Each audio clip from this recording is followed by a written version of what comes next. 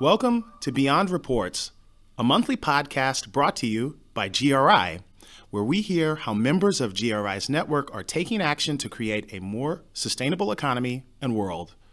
I'm your host, Davion Ford. Later in the program, I'll be speaking with Nikki McKean Wood, GRI's Director of Corporate and Stakeholder Relations. We'll be talking about the launch of our new engagement program, the Gold Community. But first, a wrap-up of developments in sustainability over the last month. United Nations Under-Secretary General Dr. Shamshad Akhtar has sounded the alarm on what she calls gaps in data availability and quality, saying the issue stands in the way of creating sustainable development in Asia Pacific. Dr. Akhtar is asking governments to address the strengths and weaknesses of data sources and to quickly determine the best ways to measure impacts related to the 17 new Sustainable Development Goals. The Task Force on Climate-Related Disclosures had its first meeting on February 8th in London. The group was established on the sidelines of the COP21 Paris climate talks and will consider the physical, liability, and transition risks associated with climate change. The ultimate goal is the production of a series of guidelines that companies can follow to disclose more standardized information on their exposure to climate risks. Transparency International Bangladesh has released a new report called Undress Corruption: How to Prevent Corruption in the Ready-Made Garment Sector. The study found corruption in 16 levels of the supply chain, including manufacturers, buyers, and inspectors. Undress Corruption does document several initiatives to improve the overall conditions of the sector. Those measures were taken in the wake of the tragedy at Rana Plaza back in 2013. For more sustainability news, please visit our website, globalreporting.org. And now it's time for the interview, this month with Nikki McKean Wood, GRI's Director of Corporate and Stakeholder Relations. Now, Nikki, GRI just had a big announcement last week. Can you tell us about the new Gold Community?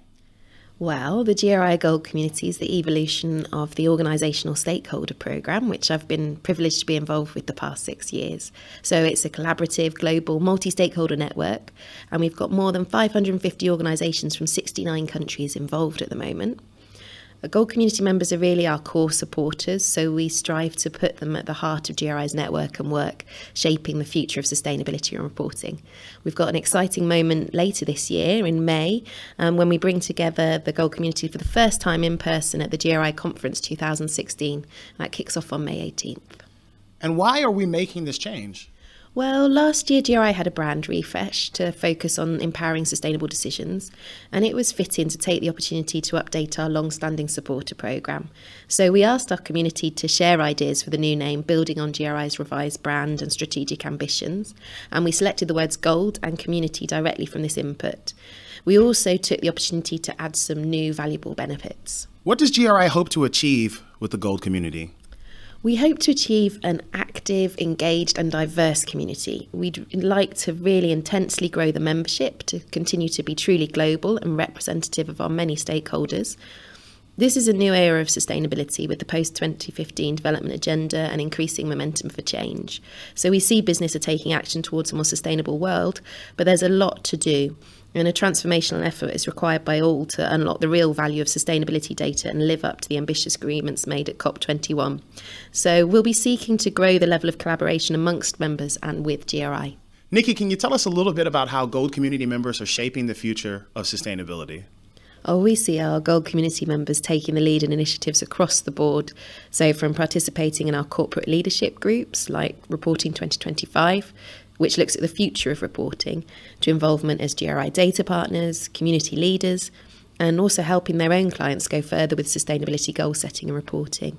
So when you see an organisation taking positive steps towards sustainable change, they are very likely to be a GRI Gold Community member. Okay, it's time for a segment we're calling Empowering Action, where we look at some of the pressing challenges around the world and tell you what we're doing to help people use sustainability data to take action. This month, we'd like to shine a light on some of the work we're doing in the Asia-Pacific region, where economies are really beginning to unlock their potential for growth. Issues such as corruption, safety in the workplace, gender equality, and supply chain sustainability are becoming more and more important as foreign businesses look to invest in the region.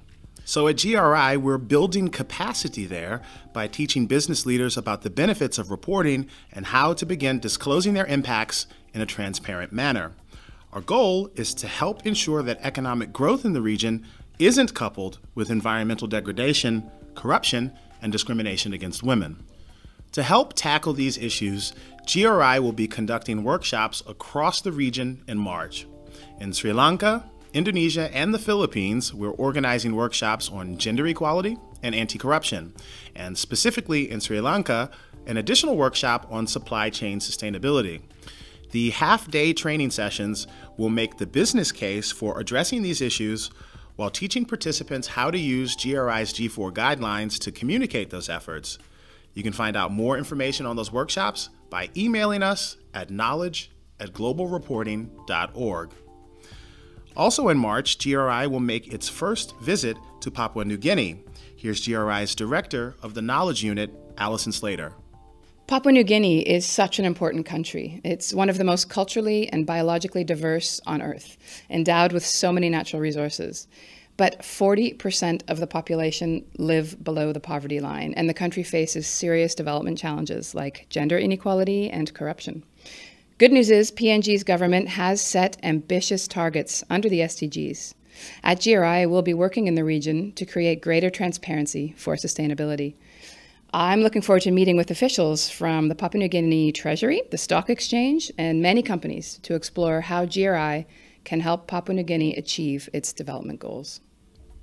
And finally, at the end of March, GRI, working in conjunction with the Australian Department of Foreign Affairs and Trade, and EY, will publish a study on sustainability in Australia's extractives industry. The report will present the conclusions of a deep dive into 20 G4 reports from companies in Australia's mining sector. That study looked at the industry's most and least frequently reported G4 aspects and indicators.